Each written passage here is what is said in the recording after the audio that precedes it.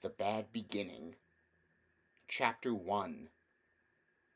If you are interested in stories with happy endings, you would be better off reading some other book.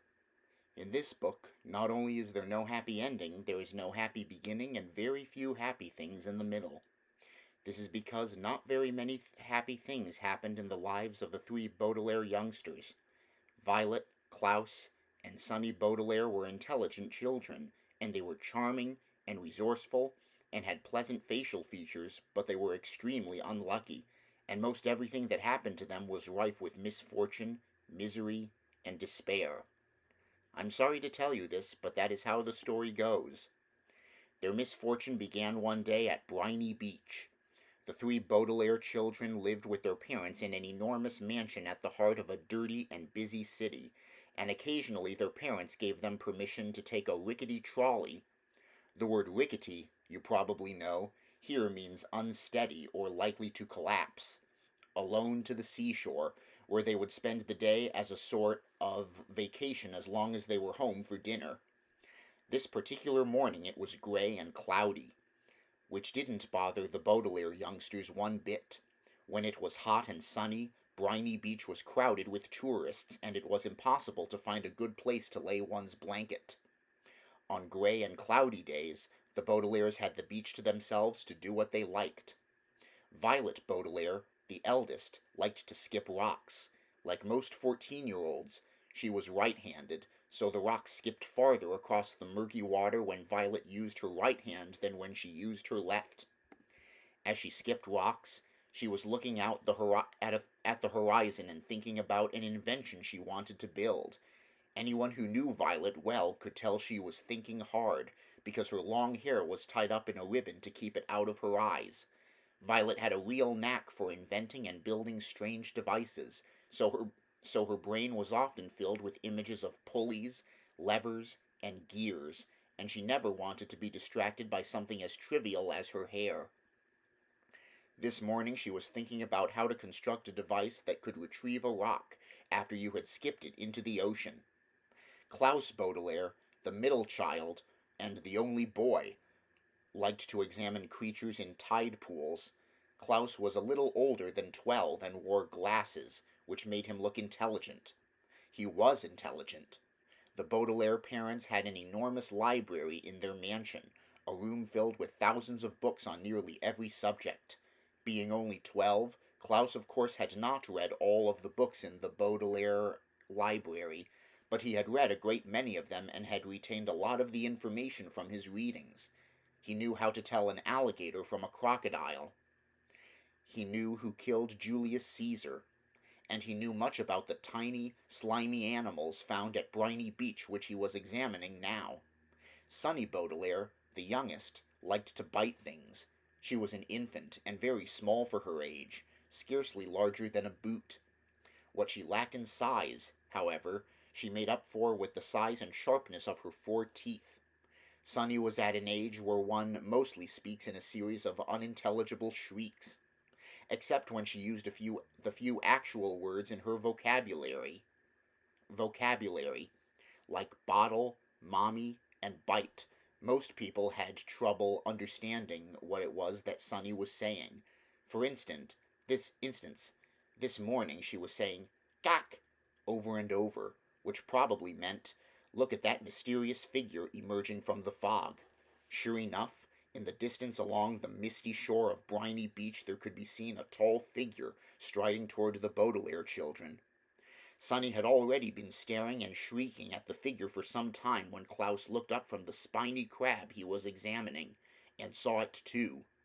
He reached over and touched Violet's arm, bringing her out of her inventing thoughts. "Look at that," Klaus said, and pointed towards the figure. It was drawing closer, and the children could see a few details. It was about the size of an adult, except its head was tall and rather square. "What do you think it is?" Violet asked. "I don't know," Klaus said, squinting at it, "but it seems to be moving right toward us." "We're alone on the beach," Violet said, a little nervously. "There's nobody else it could be moving toward." She felt the slender, smooth stone in her left hand, which she had been about to try to skip as far as she could. She had a sudden thought to throw it at the figure, but it seemed so frightening. "It only seems scary," Klaus said, as if reading his sister's thoughts, "because of all the mist." This was true. As the figure reached them, the children saw with relief that it was not anybody frightening at all, but somebody they knew, Mr. Poe. Mr. Poe was a friend of Mr. and Mrs. Baudelaire's whom the children had met many times at dinner parties. One of the things Violet, Klaus, and Sonny really liked about their parents was that they didn't send their children away when they had company over, but allowed them to join the adults at the dinner table and participate in the conversation as long as they helped clear the table. The children remembered Mr. Poe because he always had a cold and was constantly excusing himself from the table to have a fit of coughing in the next room. Mr. Poe took off his top hat, which had made his head look large and square in the fog, and stood for a moment, coughing loudly into a white handkerchief. Violet and Klaus moved forward to shake his hand and say, "How do you do?" "How do you do?" said Violet. "How do you do?" said Klaus. "Do you?" said Sonny. "Fine, thank you," said Mr. Poe, but he looked very sad. For a few seconds nobody said anything, and the children wondered what Mr. Poe was doing there at Briny Beach, when he should have been at the bank in the city, where he worked. He was not dressed for the beach. "It's a nice day," Violet said, finally, making conversation. Sonny made a noise that sounded like an angry bird, and Klaus picked her up and held her. "Yes, it is a nice day," Mr. Poe said absently, staring out at the empty beach. "I'm afraid I have some very bad news for you children." The three Baudelaire siblings looked at him. Violet, with some embarrassment, felt the stone in her left hand and was glad she had not thrown it at Mr. Poe. "Your parents," Mr. Poe said, "have perished in a terrible fire." The children didn't say anything. "They perished," Mr. Poe said, "in a fire that destroyed the entire house. I'm very, very sorry to tell you this, my dears." Violet took her eyes off Mr. Poe and stared out at the ocean. Mr. Poe had never called the Baudelaire children "my dears" before. She understood the words he was saying, but she thought he must be joking, playing a terrible joke on her and her brother and sister. "Perished," Mr. Poe said, "means killed." "We know what the word perished means," Klaus said, crossly. He did know what the word perished meant, but he was still having trouble understanding exactly what it was that Mr. Poe had said. It seemed to him that Mr. Poe must somehow have misspoken. "The fire department arrived, of course," Mr. Poe said, "but they were too late. The entire house was engulfed in fire. It burned to the ground." Klaus pictured all the books in the library going up in flames. Now he'd never read all of them. Mr. Poe coughed several times into his handkerchief before continuing. "I was sent to retrieve you here, and to take you into my home where you'll stay for some time while we figure things out.